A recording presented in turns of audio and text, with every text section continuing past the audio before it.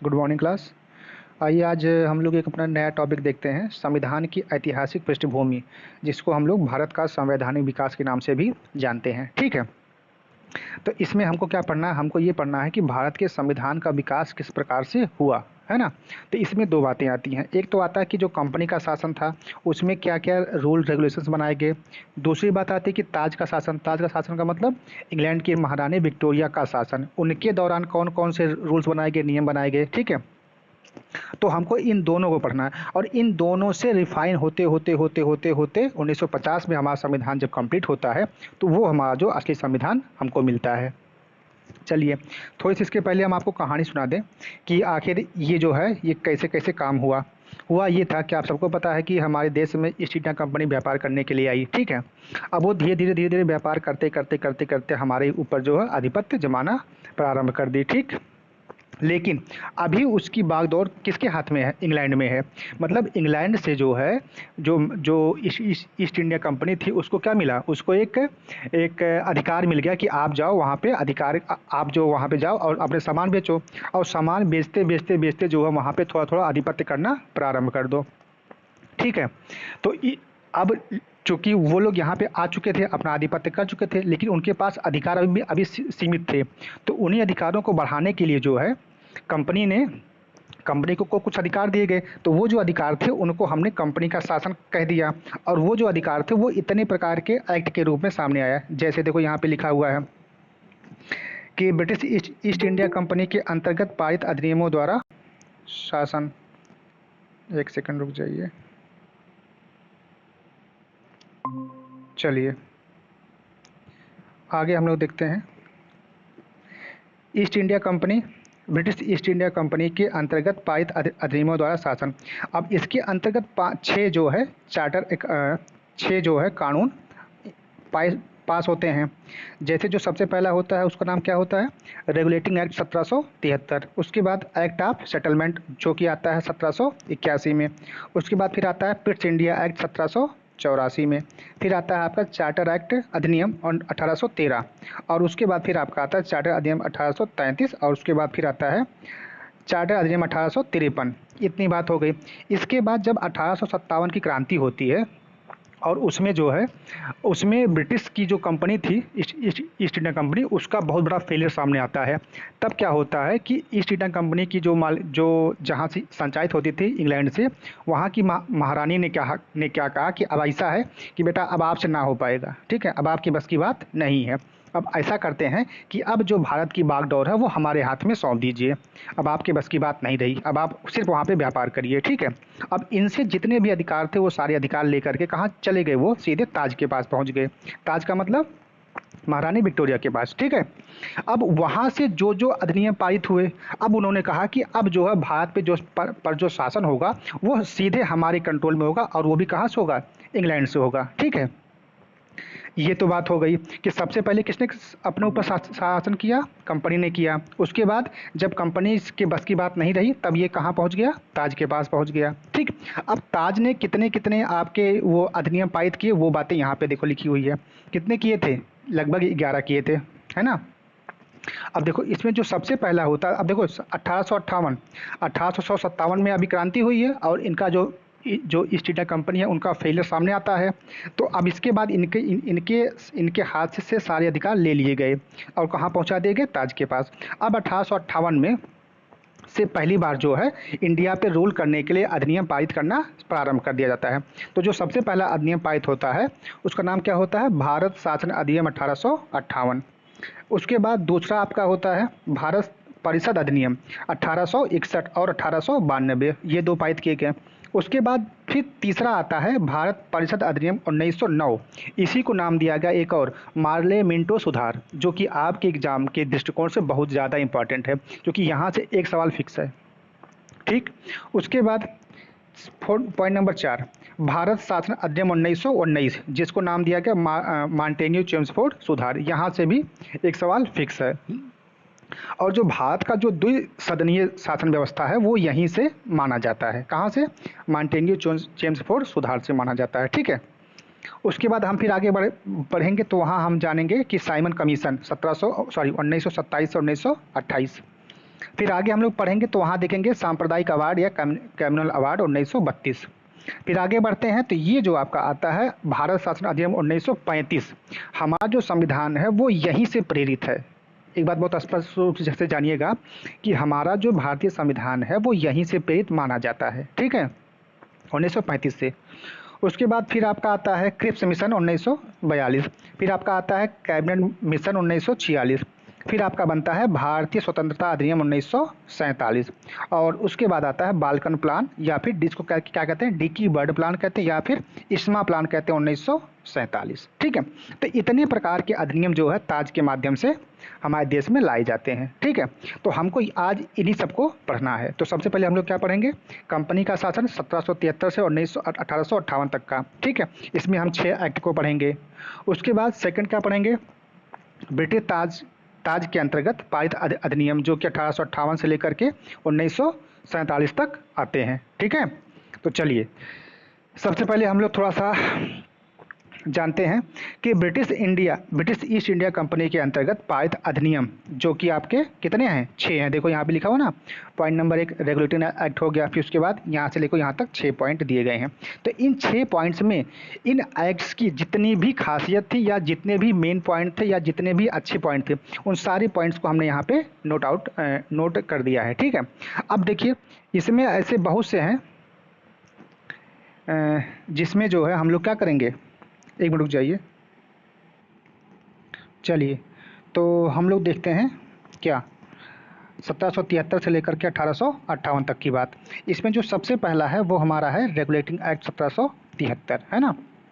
चलिए इसमें क्या क्या बातें थी, क्या क्या प्रावधान किए गए थे, इसको हम लोग एक बार देख लेते हैं। सबसे पहली बात ये कि इसके द्वारा भारत में कंपनी के शासन हेतु पहली बार एक लिखित संविधान प्रस्तुत किया गया। हमने आपसे पहले बताया कि ईस्ट इंडिया कंपनी भारत में क्या करने के लिए आई थी, व्यापार करने के लिए आई थी। लेकिन अब जब उसने धीरे धीरे करके इस पर थोड़ा थोड़ा कब्जा करना प्रारंभ किया तो अब उनको जो है उनके पास एक लिखित अधिकार आ गया। कहाँ से आया, इंग्लैंड से आया, कि अब आप इस नियम के तहत यहाँ पर इस प्रकार से नियम चलाइए और यहाँ पे अपना कब्जा कायम रखिए, ठीक है। तो देखिए वही बात यहाँ पे लिखिए कि इसके द्वारा भारत में कंपनी के शासन हेतु पहली बार एक लिखित संविधान प्रस्तुत किया गया। दूसरी बात, इसके द्वारा भारत में कंपनी के प्रशासन पर ब्रिटिश संसदीय नियंत्रण की शुरुआत की गई। देखिए जो ब्रिटेन में संसद है वहाँ से जो है नियंत्रण भारत पे करना प्रारंभ किया गया। किसके तहत, रेगुलेटिंग एक्ट 1773 के माध्यम से। तीसरी बात कर लेते हैं कि यह कंपनी के कार्यों को नियमित एवं नियंत्रित करने की दिशा में पहला कदम था, ठीक बात है। इसके द्वारा पहली बार कंपनी के प्रशासनिक और राजनीतिक कार्यों को मान्यता मिलती है और इसके द्वारा ही भारत में केंद्रीय प्रशासन की नींव पड़ती है, ठीक है। ये बातें हो गई। अब इस प्रावधान में क्या क्या बातें थी ये तो आपका परिचय था कि 1773 वाली बात होती क्या है, ठीक है। अब हम बात कर लेते हैं कि इसके जो मुख्य प्रावधान क्या क्या थे, इसमें क्या क्या नियम कायदे कानून जोड़े गए थे, है ना। चलिए तो सबसे पहले हम लोग जानते हैं कि 1773 के जो रेगुलेटिंग एक्ट आया था उसमें क्या क्या प्रावधान किए गए थे या उसकी क्या क्या विशेषताएं रही हैं।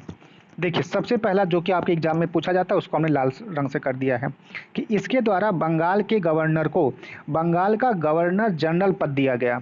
अभी तक क्या होते थे, बंगाल के गवर्नर होते थे, अब उनको क्या कहा जाने लगा, गवर्नर जनरल कहा जाने लगा, ठीक है। एवं उनकी सहायता से 4 सदस्यीय कार्यकारिणी परिषद का भी गठन किया गया। बात क्लियर हो गई। ये सवाल आपके एग्जाम में कई बार पूछा गया है किस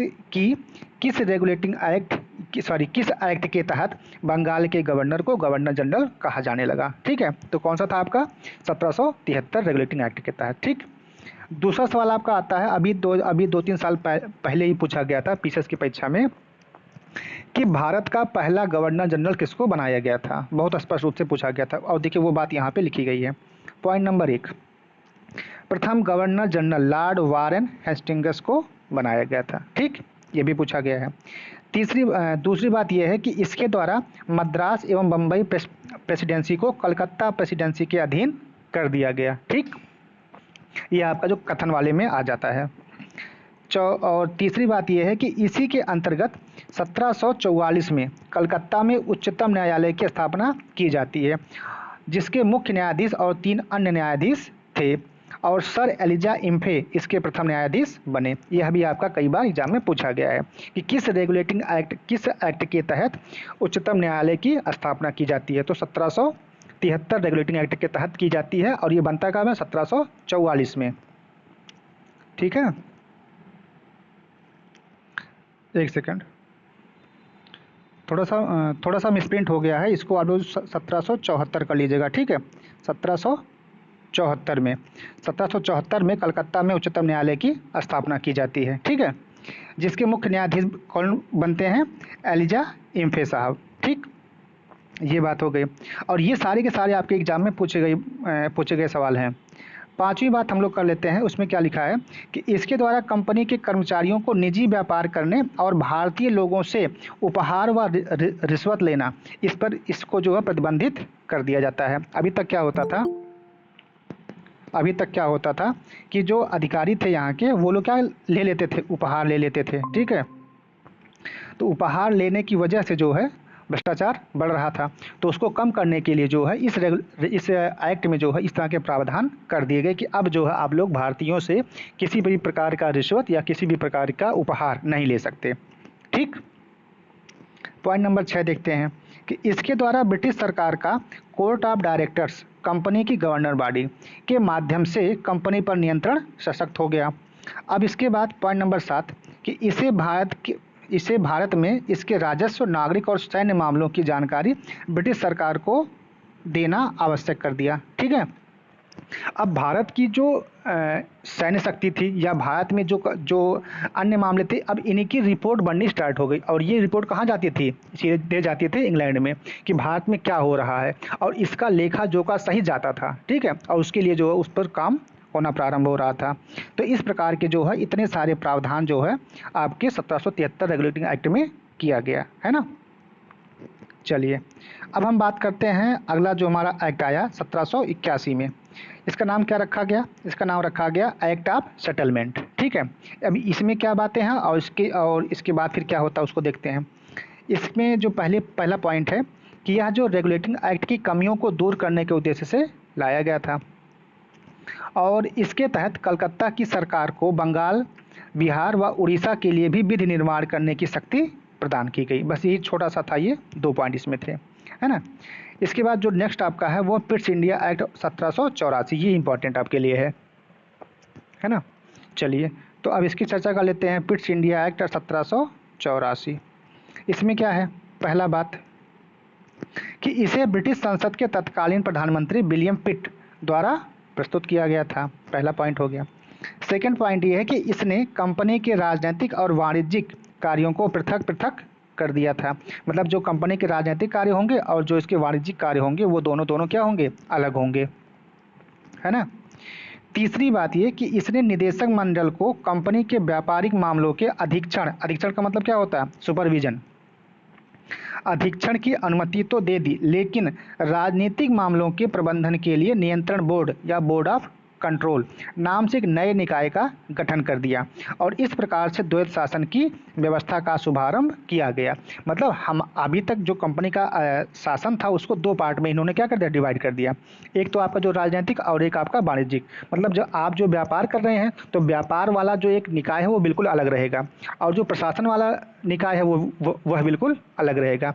इसके जो आपका राजनीतिक मामला होगा उसके लिए कौन होगा? बोर्ड ऑफ कंट्रोल बना दिया गया। ठीक है, तो इस प्रकार से इन्होंने उसको 2 पार्ट में डिवाइड कर दिया। ठीक, अब आगे बात करते हैं पॉइंट नंबर 4 की, कि नियंत्रण बोर्ड को यह शक्ति थी कि वह ब्रिटिश नियंत्रित भारत में सभी नागरिक, सैन्य सरकार और राजस्व गतिविधियों का अधीक्षण एवं नियंत्रण करे। मतलब उसका सुपरविजन करे और उन पर क्या करे? नियंत्रण करे। ठीक, और जो इसमें एक सबसे महत्वपूर्ण बात होती है 1784 में, वो क्या होती है कि यह अधिनियम 2 प्रमुख कारणों से महत्वपूर्ण है। पहला क्या है कि भारत में कंपनी के अधीन क्षेत्रों को सर्वप्रथम ब्रिटिश आधिपत्य क्षेत्र कहा गया।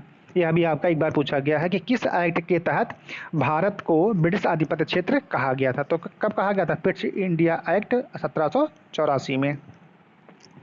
दूसरा, ब्रिटिश सरकार को भारत में कंपनी तथा प्रशासन संबंधी कार्यों पर पूर्ण नियंत्रण प्राप्त किया गया। ठीक है, अब देखो यहाँ पर क्या कहा जा रहा है कि ब्रिटिश सरकार को भारत में कंपनी तथा प्रशासन संबंधी कार्यों पर पूर्ण नियंत्रण प्रदान किया गया। मतलब कंपनी को जो है सॉरी ब्रिटिश सरकार को भारत में क्या क्या चल रहा है, क्या क्या गतिविधियां हो रही, सारा कुछ जो है उनके कंट्रोल में पहुंच जाता है। किसके द्वारा?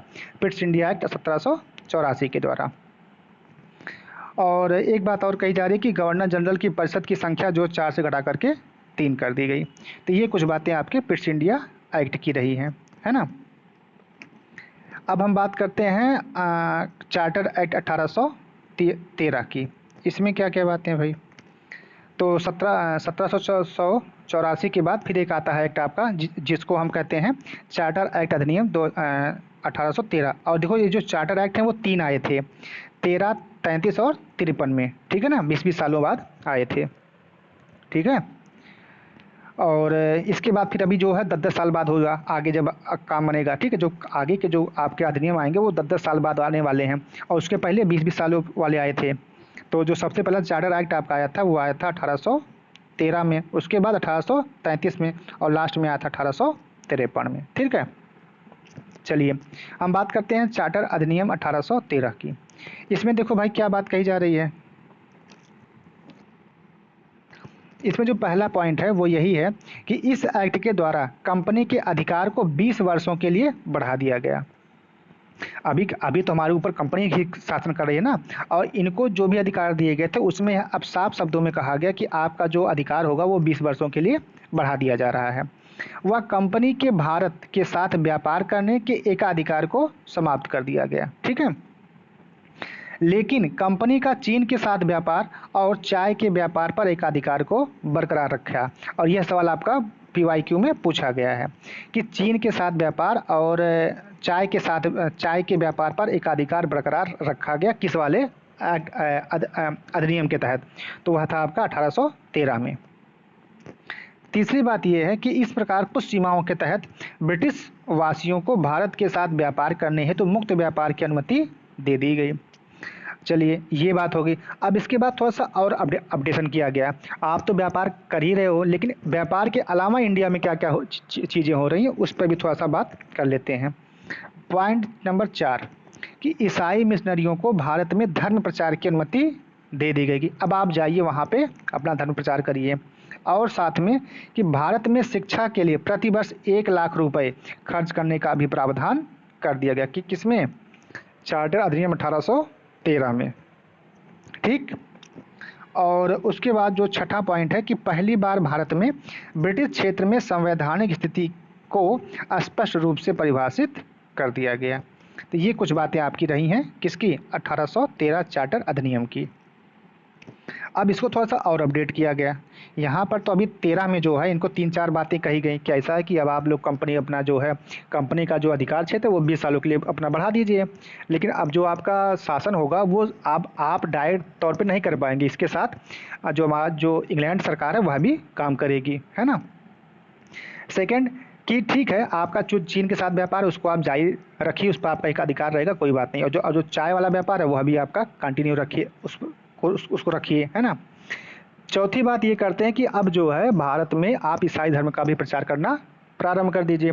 और साथ में जो वहाँ की शिक्षा व्यवस्था है उस पर भी उन्होंने प्रतिवर्ष 1 लाख रुपए खर्च करने की व्यवस्था बना दी, है ना। तो ये कुछ बातें आपकी 13 में रही हैं। अब 33 में क्या हुआ? 20 साल बाद जो आपका एक्ट आता है, अभी तक तो 20 साल तक ये काम हुआ। अब 33 का एक एक्ट आता है, इसमें 3-4-5 ऐसे काम हुए जो कि आगे बहुत लंबे समय तक जारी रहे। चलिए जो सबसे पहला पॉइंट इसका ये है कि ब्रिटिश भारत के केंद्रीकरण की दिशा में यह एक बहुत निर्णायक कदम रहा। तो केंद्रीकरण का मतलब होता है सेंट्रलाइजेशन, कि आप अब जो है ये देखो यहाँ पे क्राउन है, ठीक है। अब क्राउन से ये हमारा भारत मान लीजिए, ठीक है। अब भारत का जितना भी कोई भी काम होगा या कोई भी फैसला लेना होगा या कोई भी निर्णय लेना होगा तो सीधे सीधे कौन लेगा? क्राउन लेगा। मतलब जो आपका इंग्लैंड की जो संसद है या जो वहाँ की सरकार है अब उसके हाथ में आ गया। अब कंपनी जो अभी तक ये था कि कुछ फैसले कंपनी ले पा रही थी, है ना। लेकिन अब क्या कर दिया गया, उनको बीच से हटा दिया गया। अब सारा फैसला आपके क्राउन से ही होगा, है ना, या ताज के माध्यम से ही होगा। ये बात जो है यहाँ पे लिखी गई है कि ब्रिटिश भारत के केंद्रीकरण की दिशा में यह एक निर्णायक कदम था। सेकंड बात कि इसमें बंगाल के गवर्नर जनरल को भारत का गवर्नर जनरल बना दिया गया। यह भी आपसे कई बार पूछा गया कि किस एक्ट के द्वारा जो है भारत के बंगाल के गवर्नर जनरल को भारत का गवर्नर जनरल बना दिया गया है। तो वो आपका था 1833, जिसमें सभी नागरिक एवं सैन्य शक्तियां निहित थी। ठीक है, मतलब यहाँ का जो सर्वे सर्वा ऐसा मान सकते हैं आप। उसके बाद पॉइंट नंबर 3 देखो, इसने पहली बार एक ऐसी सरकार का निर्माण किया जिसका ब्रिटिश कब्जे वाले संपूर्ण भारतीय क्षेत्र पर पूर्ण नियंत्रण था। अब उसके बाद एक सवाल जो अक्सर एग्जाम में पूछा जाता है कि भारत का प्रथम गवर्नर जनरल किसको बनाया गया, तो भारत का प्रथम governor general Lord William Bentinck को बनाया गया। किसको बनाया गया? लॉर्ड विलियम बेंटिक साहब को। ठीक है, ये आपका हमेशा पूछा जाता है। और किस एक्ट के द्वारा बनाया गया, तो 1833 के द्वारा बनाया गया, चार्टर अधिनियम 1833 के माध्यम से। ठीक है, चलिए बात करते हैं पॉइंट नंबर 5 की। इसमें लिखा हुआ है कि इस एक्ट में मद्रास और बम्बई के गवर्नरों को विधायिका संबंधी शक्ति से वंचित कर दिया गया कि अब आप लोग यहाँ पे कानून नहीं बना पाएंगे। पॉइंट नंबर 6 देख लेते हैं कि अब भारत के गवर्नर जनरल को ब्रिटिश भारत में विधायिका के असीमित अधिकार दे दिए गए। अभी तक क्या था कि जो बम्बई और मद्रास के गवर्नर होते थे इनको जो है अपने क्षेत्र में कानून बनाने का अधिकार था, लेकिन अब क्या कर दिया गया कि ऐसा भैया अब आपके बस की बात ना है, अब आप रहने दो। अब जो भारत का गवर्नर जनरल होगा वह जो है पूरे देश के लिए कुछ नियम कायदे कानून बनाएगा।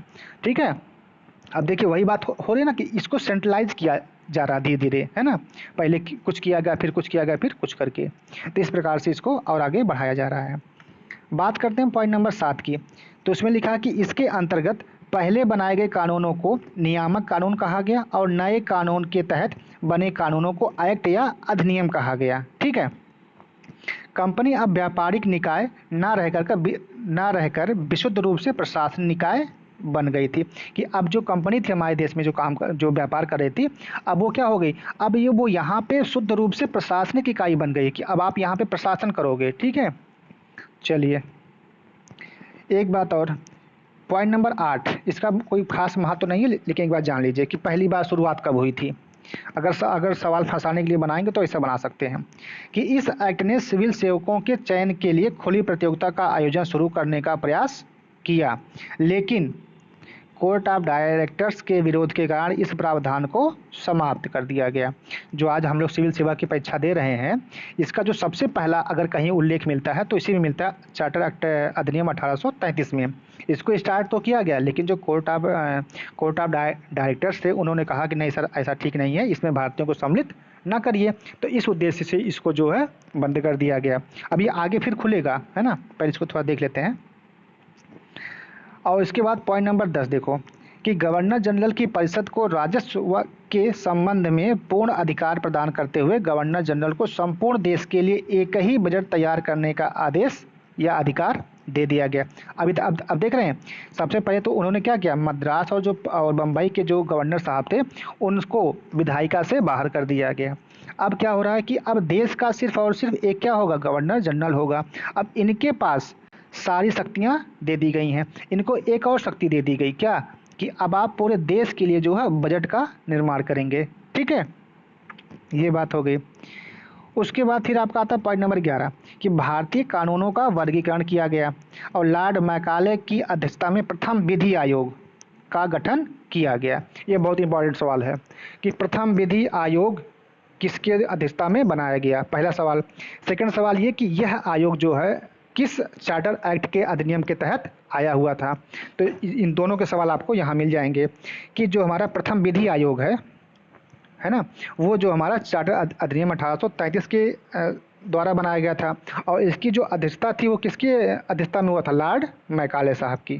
ठीक है, तो ये सवाल आपका कई बार आपके प्रीलिम्स में पूछा गया है। इसके बाद हम आगे बढ़ते हैं तो देखते हैं पॉइंट नंबर 12। पॉइंट नंबर 12 में क्या कहा जा रहा है भाई कि इसी एक्ट में दास प्रथा को गैर कानूनी घोषित किया गया और गवर्नर जनरल ने इसे समाप्त करने के लिए आवश्यक कदम उठाए। आगे देखिए क्या बात कही जा रही है। पॉइंट नंबर 13, भारत में ब्रिटिश राज के दौरान संविधान निर्माण के प्रथम संकेत इस एक्ट में मिलते हैं। ठीक है, कोई भी भारतीय या क्राउन का मूल निवासी अपने धर्म, जन्मस्थान, आनुवंशिकता, वर्ण या इनमें से किसी भी कारण से कंपनी के अधीन कार्यालय या सेवा के लिए अयोग्य नहीं होगा। कहने का मतलब ये है कि 1833 के एक्ट में यह साफ तौर पे कह दिया गया कि अब चाहे कोई इंडियन हो, चाहे कोई इंग्लैंड का अधिकारी हो या कोई भी कर्मचारी, अब दोनों लोग साथ मिलकर के भारत पे काम करेंगे, भारत की प्रशासनिक सेवा में काम करेंगे। ठीक है, मतलब भारत के प्रशासन में काम करेंगे। अब इसका ये मतलब नहीं कि उनको अच्छा पोस्ट ही मिल जाए, ऐसी बात नहीं कही गई थी। हाँ, आपको जो है कि चाहे चपरासी बना देंगे या छोटा कोई पद दे देंगे या आपको हवलदार बना देंगे, तो इस तरह के पद की बात कही जा रही थी, है ना। ये बात अभी तक क्या क्या हो रहा था कि इनके साथ भेदभाव होता था। अभी तक ये था कि भारत की जो इंग्लैंड का जो प्रशासन था उसमें भारतीयों का समावेश होना दुर्लभ था, मतलब उनको रखा ही नहीं जाता था। लेकिन अब जो है 1833 वाले एक्ट में ये साफ तौर पे कह दिया गया कि अब चाहे कोई भारतीय हो या कोई इंग्लैंड का आदमी हो, वो इन दोनों में कभी भी आप किसी भी तरह से उसके धर्म को लेकर के, उनके जन्म स्थान को लेकर के, उनकी आनुवंशिकता को लेकर के या उनके वर्ण को लेकर के आप भेदभाव नहीं करेंगे और दोनों लोग मिल करके भारत में प्रशासन में साथ में काम करेंगे। ठीक, ये तो आपकी बात होगी 1833 की। अब 20 साल बाद फिर एक आता है एक्ट जिसका नाम क्या रखा गया, चार्टर अधिनियम 1853। ठीक है, चलो भाई इसमें देखते हैं क्या चीज़ें हैं।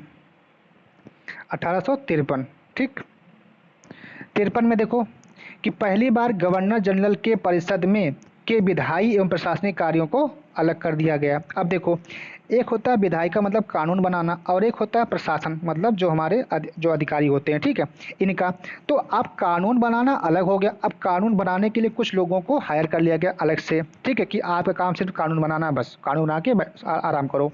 अब कुछ लोगों को ऐसा रखा गया कि अब आप लोग क्या करोगे, सिर्फ और सिर्फ प्रशासन में चलाओगे।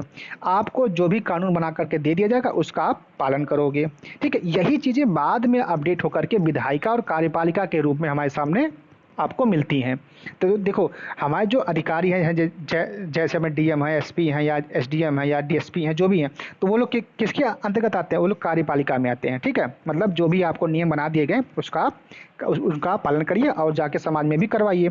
और जो हमारे नेताजी मंत्री जी लोग हैं उनको क्या बना दिया गया, विधायिका में डाल दिया गया कि आपका काम है यहाँ बैठ के नियम बनाओ, कानून बनाओ। ठीक है, तो विधायिका को कर दिया अलग और कार्यपालिका को कर दिया अलग। ठीक है, तो वही बात देखो यहाँ पर भी लिखी गई है कि विधायी और प्रशासनिक कार्यों को अलग अलग कर दिया गया। कब, 1853 में।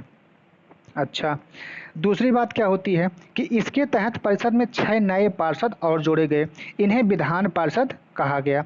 दूसरे शब्दों में इस अधिनियम में गवर्नर जनरल के लिए नई विधान परिषद का गठन किया गया जिसे भारतीय विधान परिषद कहा गया या सेंटर या भारतीय केंद्रीय विधान परिषद के रूप में संज्ञा दी गई। ठीक है, अच्छा, अभी तक तो वहाँ से कानून बन के इंडिया में आता था, लेकिन अब इंडिया में क्या हो रहा है कि अब उसके लिए पूरा एक व्यवस्था बनाई जा रही है कि भारत में शासन करने के लिए एक अस्थाई भवन का भी निर्माण हो, एक अस्थाई लोग आपको मिल जाएं जो कानून बनाएं, अस्थाई लोग ऐसे मिल जाएं जो भारत में रह करके वहाँ पे प्रशासन को देखें। तो ये सारे काम आपके 1853 से शुरू हो रहे हैं। ठीक है, उसके बाद पॉइंट नंबर 3 कि परिषद की इस शाखा ने संसद की तरह कार्य किया। अब देखिए, संसद की तरह कार्य करा। अभी तक हमने क्या कहा कि वहाँ से नियम आते थे, इंग्लैंड से इंडिया में नियम आया और उसके तहत काम हुआ। लेकिन अब क्या हो रहा है, अब बिल्डिंग्स बनने स्टार्ट हो रही हैं, यहाँ पे अस्थायीकरण का काम जो है वह धीरे धीरे प्रारंभ हो रहा है। ठीक है, तो देखो वही बात यहाँ पे लिखी है कि परिषद की इस शाखा ने संसद की तरह कार्य किया। इसमें वही प्रक्रियाएं अपनाई गई जो ब्रिटिश संसद में अपनाई जाती थी। इस प्रकार विधायिका को पहली बार सरकार के विशेष कार्य के रूप में जाना गया जिसके लिए विशेष मिशनरी और प्रक्रिया की जरूरत थी। ठीक, अब देखो इसको थोड़ा और आगे बढ़ाते हैं। अभी ऊपर क्या था कि एक बार सिविल सेवा के लिए उनको प्रक्रिया स्टार्ट की गई, लेकिन जो बोर्ड ऑफ डायरेक्टर्स थे, कोर्ट ऑफ डायरेक्टर्स थे, उनके माध्यम से उसको बंद करवा दिया गया। लेकिन 1853 में पुनः यह बात सामने आई कि ऐसा है कि अब कितने लोग भाई इंग्लैंड से यहाँ पर आएंगे डीएम के रूप में या एसपी के रूप में। ऐसा है कि अब भारतीयों को भी इसमें आप शामिल करिए, इनको भी आप डीएम बनाइए, एसपी बनाइए और उन्हीं से वहाँ पे शासन करवाइए। ठीक है, बस कंट्रोल जो है वो कहाँ से होगा, इंग्लैंड से होगा। तो देखिए उसी के लिए जो पॉइंट नंबर 4 लिखा गया कि इसमें सिविल सेवकों की भर्ती एवं चयन प्रक्रिया, चयन हेतु खुली प्रतियोगिता व्यवस्था का शुभारंभ किया गया। इस प्रकार विशिष्ट सिविल सेवा भारतीय नागरिकों के लिए भी खोल दी जाती है। कब? 1853 में। और इसके लिए 1854 में भारतीय सिविल सेवा के संबंध में मैकाले समिति की नियुक्ति कर दी जाती है, जो कि एक बार बंद कर दिया गया था। अब 1853 में जो है भारतीयों के लिए भारतीय सिविल सेवा के संबंध में एक एक्ट जो है पारित कर दिया जाता है। ठीक है, बात करते हैं पॉइंट नंबर 5 की। इसमें प्रथम बार भारतीय केंद्रीय विधान परिषद में स्थानीय प्रतिनिधित्व प्रारंभ किया गया। देखो यही बात हमने अभी ऊपर कहा था। ठीक है, कि अब ये बताओ कितने लोग इंग्लैंड से यहाँ पे आएंगे अधिकारी के रूप में या किसी भी प्रशासनिक के रूप में काम करेंगे। तो ऐसा करते हैं कि भारतीयों को ही जो है हम अपने प्रशासन में सम्मिलित करने का प्रयास प्रारंभ कर देते हैं। तो इसीलिए जो है यहाँ पर इन्होंने सिविल सेवा की परीक्षा जो है वो सबके लिए आम कर दी कि अगर आप भारतीय हैं तो आप भी जो है इस परीक्षा में बैठ सकते हैं। ठीक, तो वही बात देखो यहाँ पे लिखी गई है कि इसने प्रथम बार भारतीय केंद्रीय विधान परिषद में स्थानीय प्रतिनिधित्व प्रारंभ किया। गवर्नर जनरल की परिषद में 6 नए सदस्यों में से 4 का चुनाव बंगाल, मद्रास, बम्बई और आगरा की स्थानीय प्रांतीय सरकारों द्वारा किया जाना था। संपूर्ण भारत के लिए पृथक विधान परिषद की स्थापना की गई। यही परिषद आगे चल करके लघु संसद का रूप धारण कर लिया। ठीक है, तो इस प्रकार से आपके जो है 1853 का जो है ये आपका चार्टर अधिनियम रहा है ना। बोलो भाई, यहाँ तक सबको बात समझ में आई? ये तो आपका कंपनी का शासन था। अभी तक इतने सारे एक्ट्स के माध्यम से कंपनी ने हमारे भारत पे शासन किया। ठीक है, एक बार हम इसको एक बार फिर से जो है रिवाइज करवा दे रहे हैं कि कौन कौन से आपके कंपनी के माध्यम से जो शासन हुआ था उसमें क्या क्या बातें। सबसे पहला आपका था क्या? रेगुलेटिंग एक्ट 1773, फिर उसके बाद 1781, फिर 1784, फिर 1813, उसके बाद 1833 और फिर 1853। तो 6 प्रकार के एक्ट पारित किए गए जब कंपनी के माध्यम से हमारे देश में शासन हो रहा था। अब देखिए 1853 हो गया, लेकिन अब इसी के बाद आता है 1857। 1857 की जब क्रांति होती है तो ब्रिटिश इस प्रकार से भयभीत हो जाते हैं और उन्होंने जो है अंदर ही अंदर, मतलब बाहर तो नहीं शो किया, लेकिन अंदर ही अंदर ये डर उनके अंदर व्याप्त हो जाता है कि अगर कभी दोबारा ऐसी घटना फिर से होती है तो हमारा जो है समूल नष्ट हो जाएगा, हम पूरी तरीके से खत्म हो जाएंगे। तो इसी बात को जो है उन्होंने कहाँ आगे बढ़ा दिया, कहाँ पे? ताज के पास, मतलब कंपनी के पास इंग्लैंड में, कि सर ऐसा हमारे बस की बात नहीं है। और ये बात उनको मालूम भी हो गई थी कि अब आपके बस की बात नहीं है। तब क्या हुआ कि अब जो है जो आपका ब्रिटेन है वहाँ की जो संसद है उन्होंने एक नियम बनाया कि ऐसा है अब आप लोग रहने दीजिए। अब आपके सारे अधिकार जो है सीधे ताज के पास ट्रांसफ़र कर दिए जाते हैं। अब यहाँ से सारी चीज़ें रेगुलेट होंगी। ठीक है, आपने जो किया वो किया, ठीक है, अब आपके बस की बात नहीं है, अब आपके सारे अधिकार छीन लिए जाते हैं। अब नया अधिनियम लागू होता है, भारत शासन अधिनियम 1800। देखो इसीलिए जो है इसका नाम क्या पड़ा है? भारत शासन अधिनियम 1858। अभी तक क्या थे? सब चार्टर अधिनियम थे। ठीक है, अब पहली बार जो है इंट्रोड्यूस होता है भारत शासन अधिनियम 1858 और इसके बाद जितने भी आपके एक्ट होंगे वो इसी नाम से आगे बढ़ते जाएंगे। ठीक है, चलिए, तो ये तो बात हो गई आपकी कंपनी के शासन की। अब हम बात करने वाले हैं कंपनी के ताज के शासन की। ताज का मतलब क्या? ताज का मतलब महारानी विक्टोरिया का शासन। ठीक है, भारत में। चलो भाई,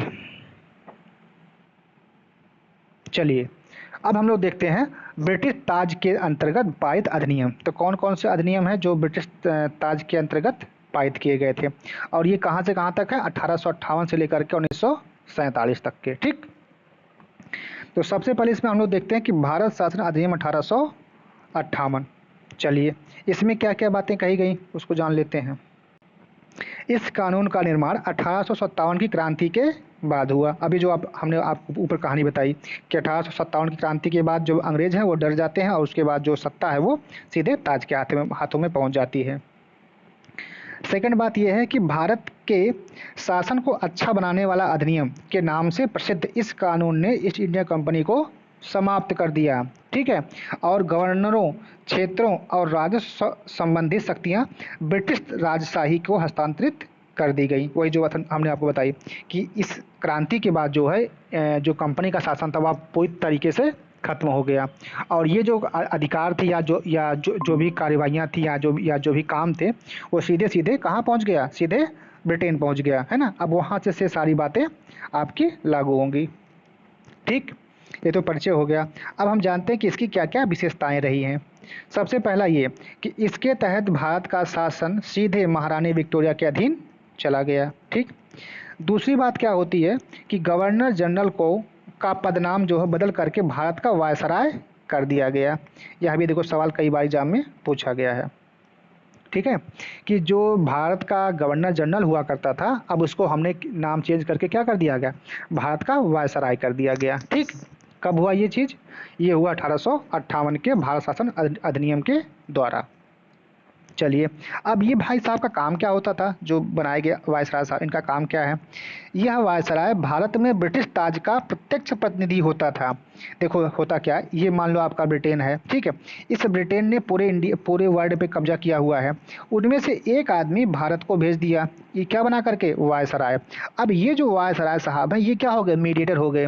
हमारा जो भारत देश है, इस पूरे देश की जितनी भी गतिविधियां हैं उन सारी गतिविधियों के जिम्मेदार कौन होंगे, वायसराय साहब।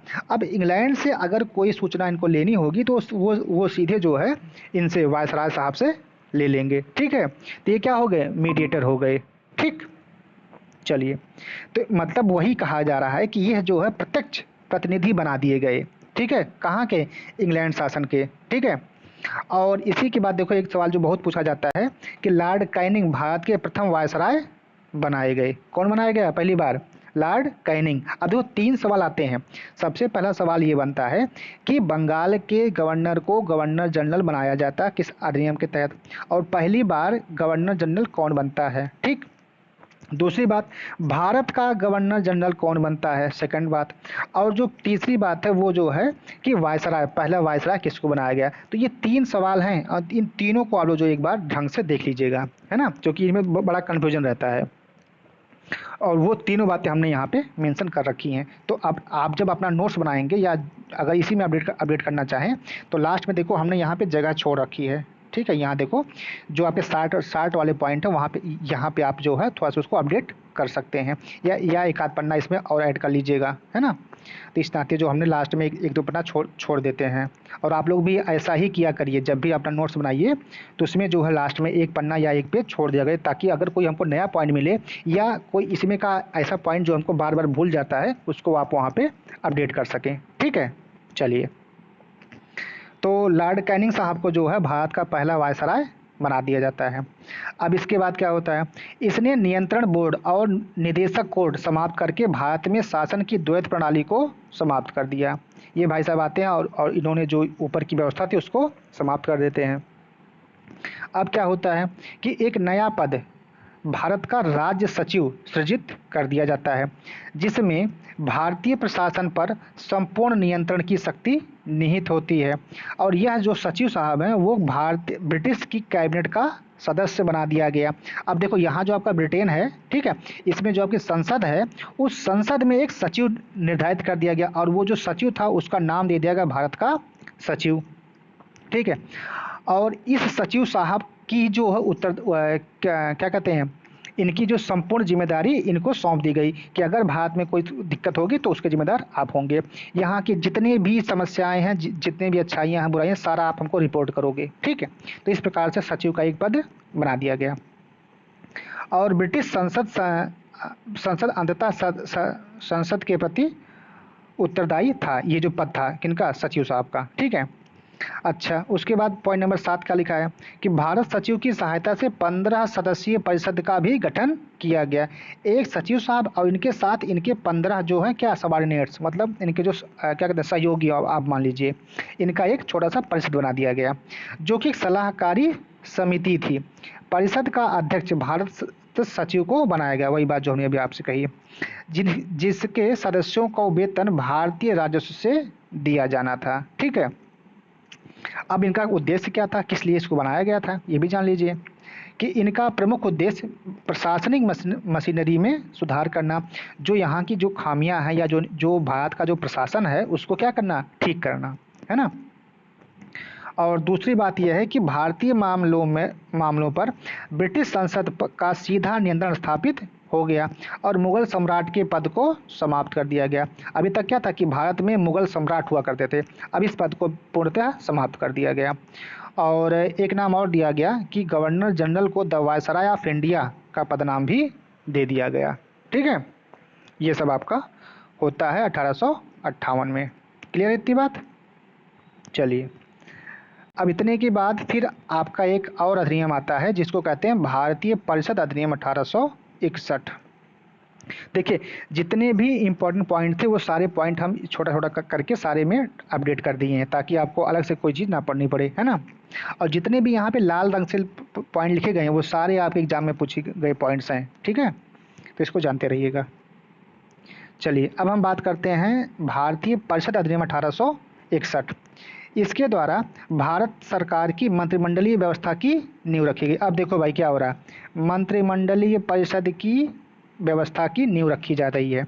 इसके द्वारा कानून बनाने की प्रक्रिया में भारतीय प्रतिनिधियों को शामिल करने की शुरुआत की गई। अब देखिए, अभी तक वहाँ प्रशासन में आप लोगों को सम्मिलित करने की बात हो रही थी, अब यहाँ पर जो कानून बनाने की प्रक्रिया में भारतीय प्रतिनिधियों को शामिल करने की बात कही जा रही, किसमें, 1861 में।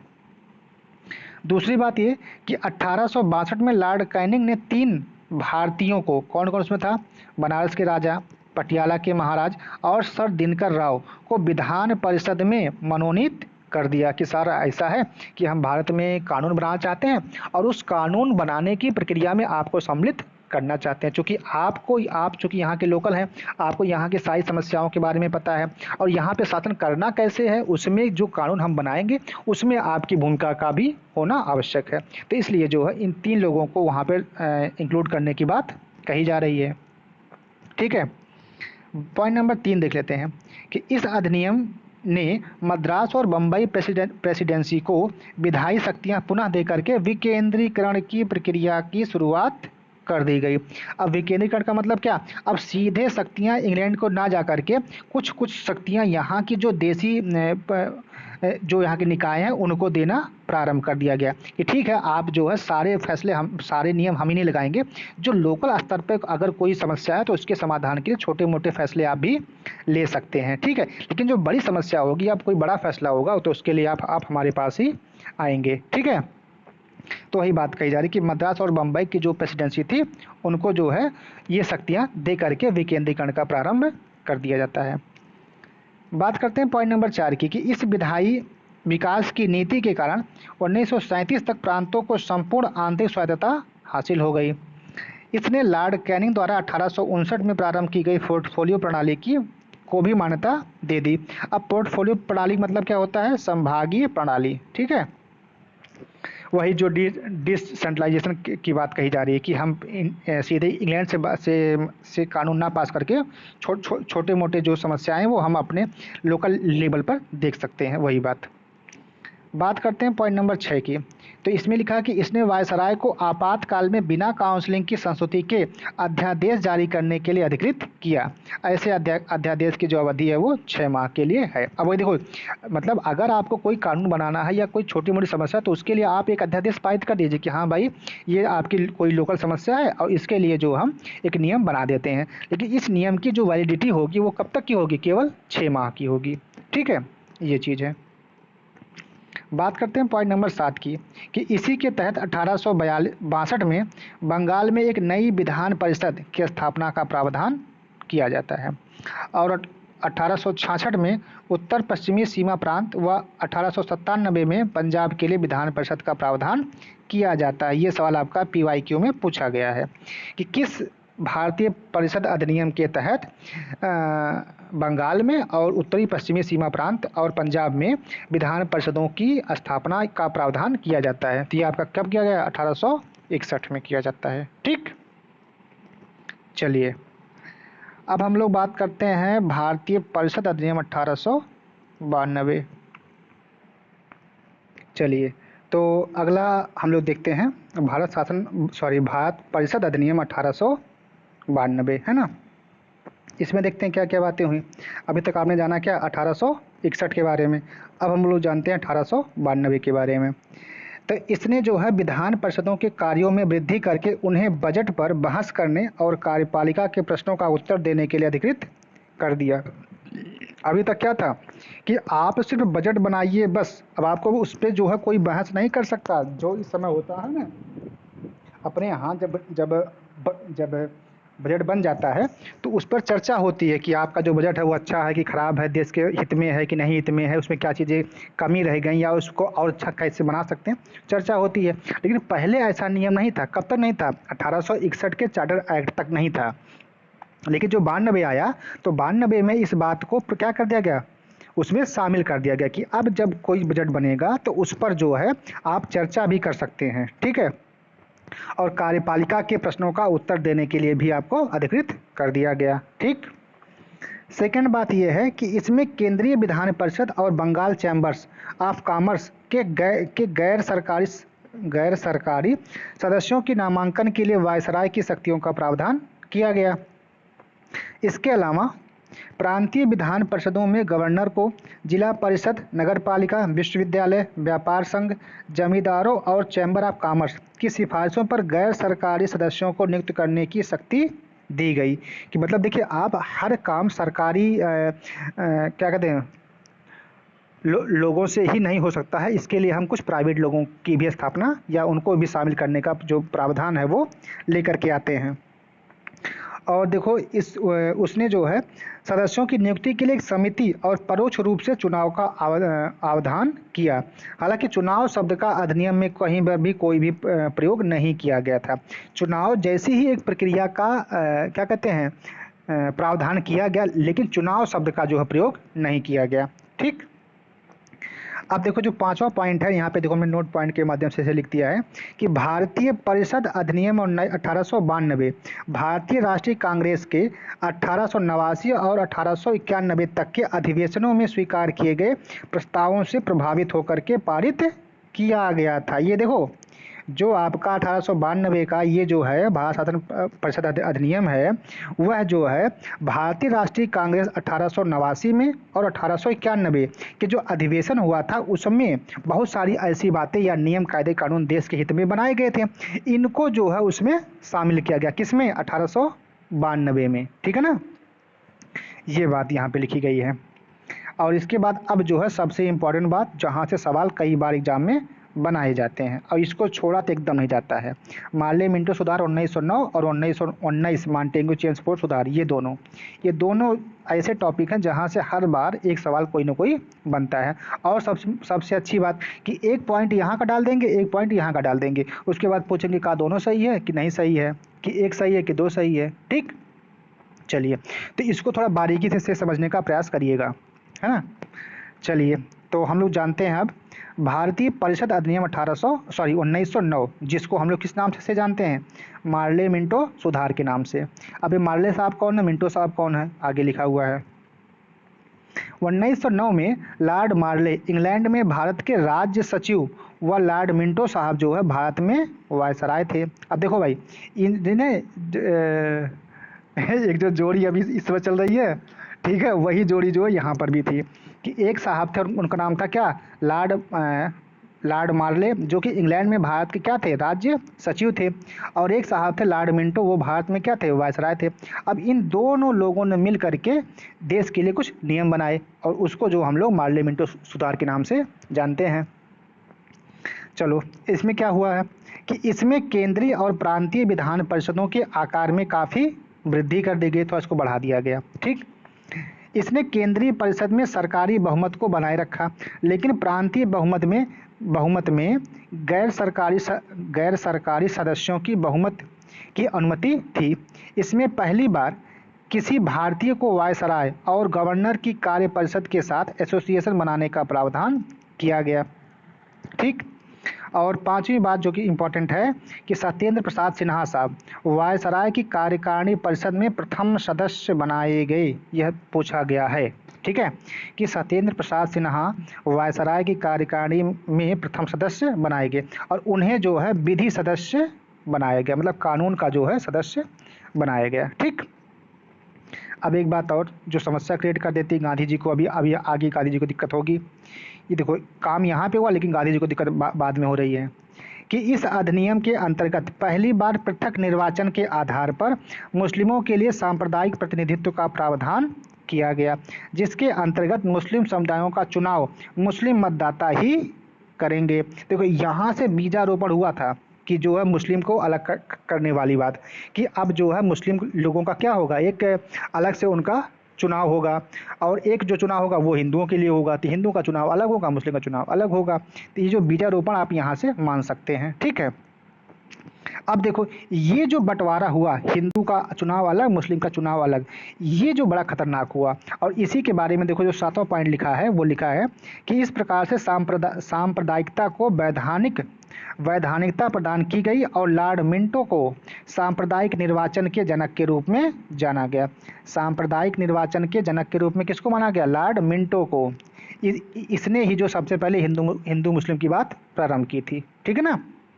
चलिए, इसके तहत जाति, धर्म, वर्ग आदि के आधार पर पृथक निर्वाचन प्रणाली अपनाई गई कि देखो आप फला कास्ट के हैं, आपका निर्वाचन फला तरीके से होगा, आप फला धर्म के हैं, आपका निर्वाचन फला तरीके से होगा।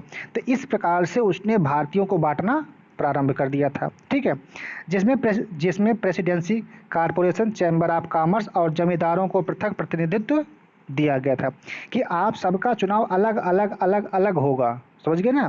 अगर एक ही में होता तो तब तो अच्छी बात थी, लेकिन इसने जो है लॉर्ड मिंटो ने ऐसी व्यवस्था ही बना दी कि आपका जो चुनाव है वो क्या होगा, पृथक पृथक तरीकों से होगा।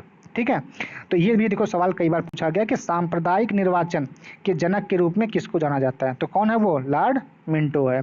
और इसने ही पहली बार क्या किया कि मुस्लिमों के लिए पृथक निर्वाचन की का प्रावधान किया, है ना। ये सवाल यहाँ से कई बार पूछा गया है। ये बात हो गई। अब हम चलते हैं आगे और देखते हैं भारत शासन अधिनियम 1919, है ना, मॉन्टेग्यू चेम्सफोर्ड सुधार। ये तो भाई साहब अपने आए मिंटो साहब और मार्ले साहब अपना काम करके चले गए कि जो है भारत में क्या कहते हैं चुनाव की जो व्यवस्था है उसको सांप्रदायिक रूप दे दिया इन्होंने कि सबका अलग अलग चुनाव होगा, फलाने का अलग फलाने का अलग, है ना। ये साहब आते इन्होंने और अच्छा काम कर दिया। देखो क्या क्या करते हैं ये लोग।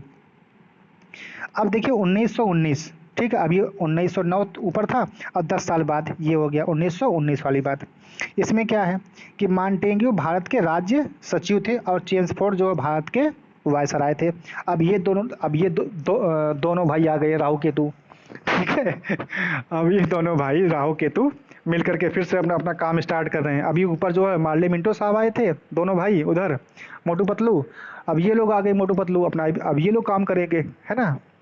चलो देखो क्या कर रहे हैं ये लोग। तो मॉन्टेग्यू जो है वो कौन थे? भारत के राज्य सचिव थे और चेम्सफोर्ड कौन थे? भारत के वायसराय थे। और इन दोनों की जोड़ी जो है मॉन्टेग्यू चेम्सफोर्ड सुधार के नाम से जानी गई।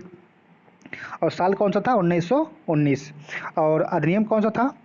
भारत शासन अधिनियम 1919। ठीक, चलिए और एक सेकंड रुक जाइए।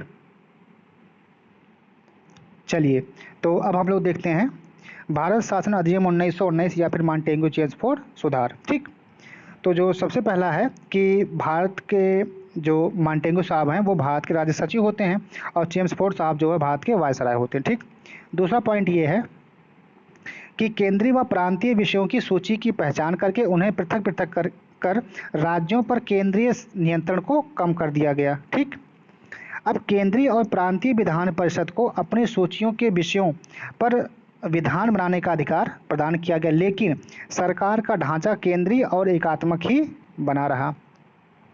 अब क्या होता है कि इसने प्रांतीय विषयों को पुनः दो भागों में विभक्त कर दिया। पहला क्या था? हस्तांतरित, और दूसरा क्या था? आरक्षित। यहाँ पर एक बात बहुत स्पष्ट रूप से ध्यान में रखिएगा कि इसने जो प्रांतीय जो आपके कार्य है उसको दो पार्ट में डिवाइड किया था। ठीक है, केंद्रीय नहीं, प्रांतीय।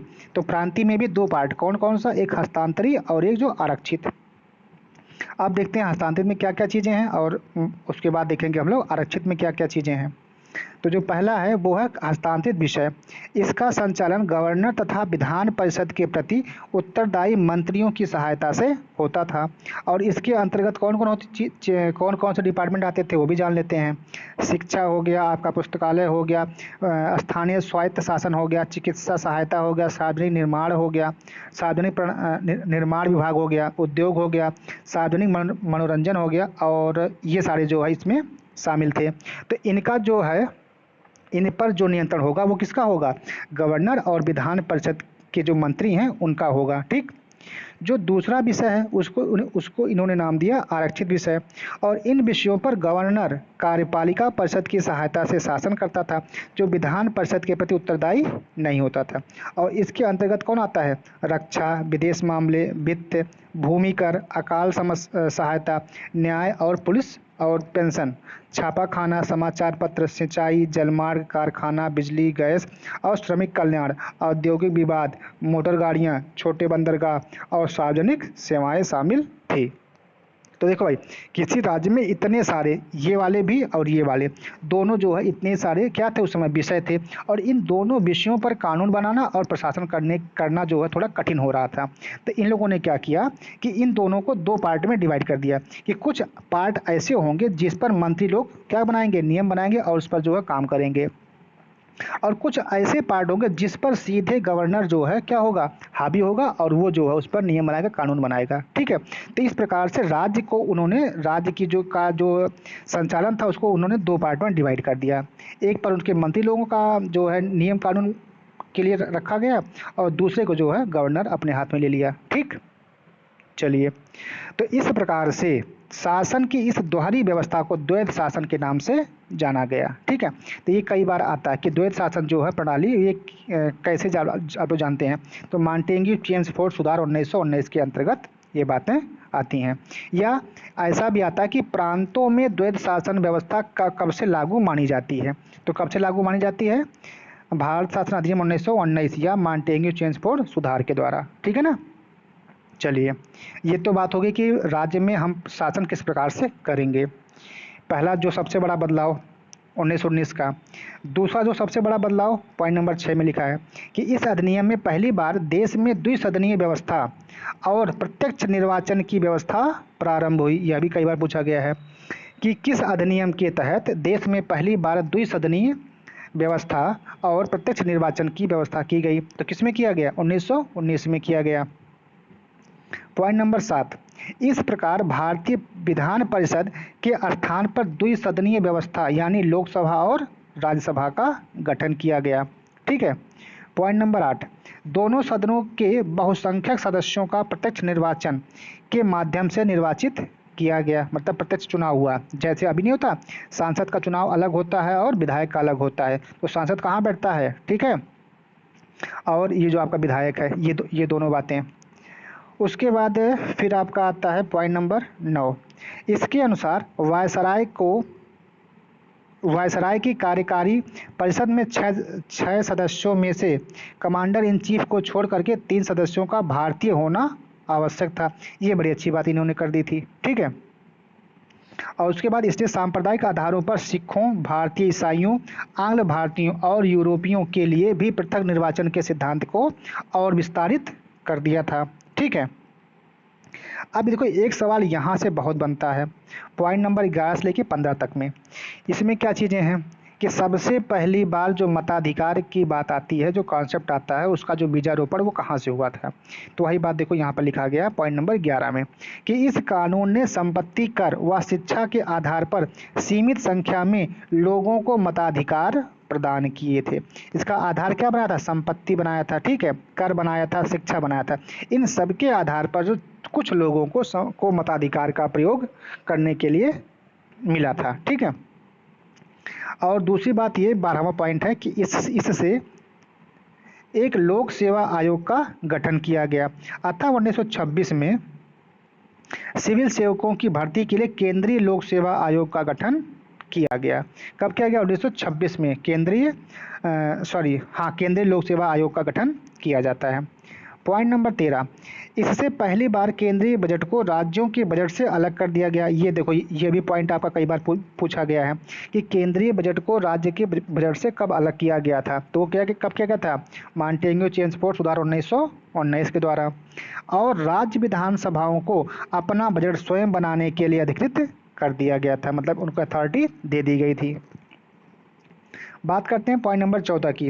तो इसके अंतर्गत एक वैधानिक आयोग का गठन किया गया, जिसका कार्य क्या था? 10 वर्ष बाद जांच करने के बाद अपनी रिपोर्ट प्रस्तुत करना था। अब देखो, यहाँ पर एक वैधानिक निकाय भी बना दिया गया। अभी जो आपने ऊपर देखा ना, 1909 में क्या काम हुआ, इसकी रिपोर्ट आप वहाँ भेजो। फिर 1919 में क्या काम हुआ, इसकी रिपोर्ट आप ऊपर भेजो। अब एक निकाय ही बना दिया गया कि अब जो है आज से 1919 के बाद से हर 10 साल के बाद देश में की क्या प्रगति है, भारत की क्या प्रगति है, इसकी रिपोर्ट जो है आप कहाँ पे? ब्रिटेन को भेजेंगे। ठीक है, ये चीज़।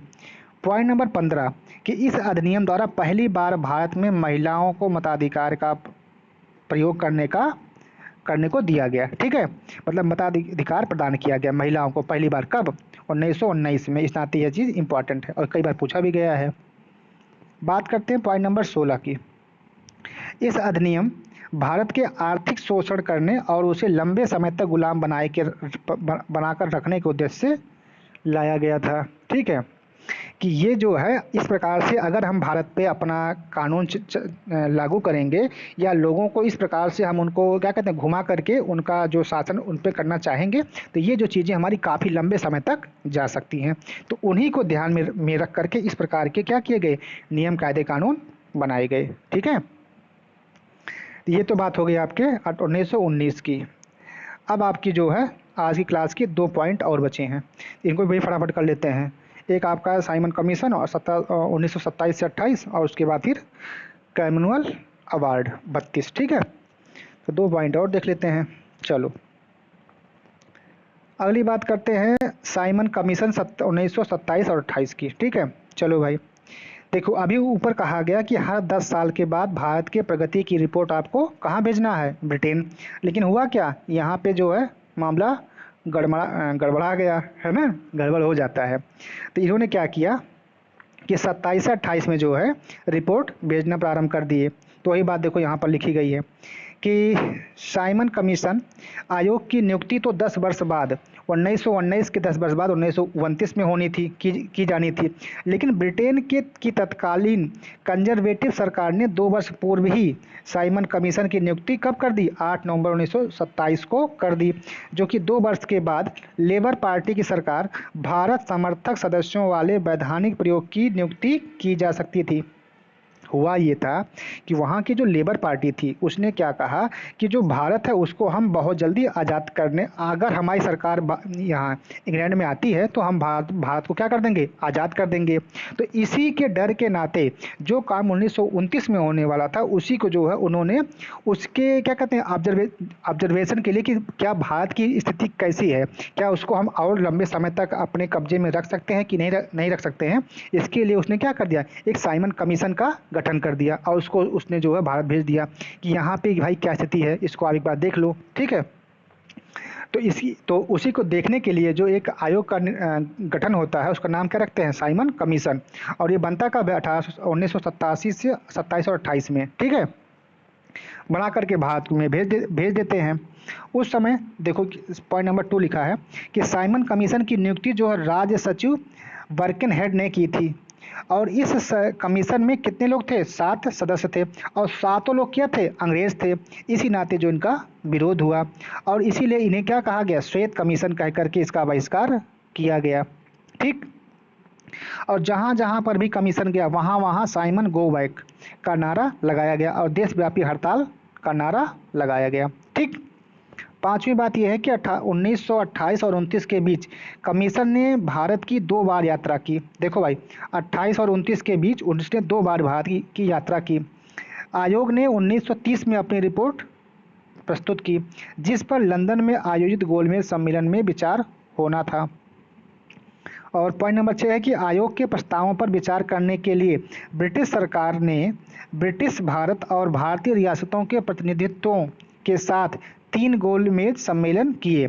इन गोलमेज सम्मेलनों में हुई चर्चा के आधार पर संवैधानिक सुधारों का एक श्वेतपत्र जारी किया गया, जिसे विचार के लिए ब्रिटिश संसद की संयुक्त प्रवर समिति के समक्ष रखा गया और इस समिति की सिफारिशों को कुछ संशोधित करने के साथ भारत शासन अधिनियम 1935 को में शामिल कर दिया गया। ठीक है, देखिए पूरी कहानी क्या थी कि जो हमारा इंग्लैंड है, जहाँ से देश में शासन हो रहा था, यहाँ की जो सरकार थी उस समय वह डरी हुई थी कि अगर जो हमारी विपक्षी पार्टी है लेबर पार्टी, अगर अगली बार यह सत्ता में आती है तो यह जो है भारत के लोगों के साथ मिल करके भारत को आज़ाद कर देगी।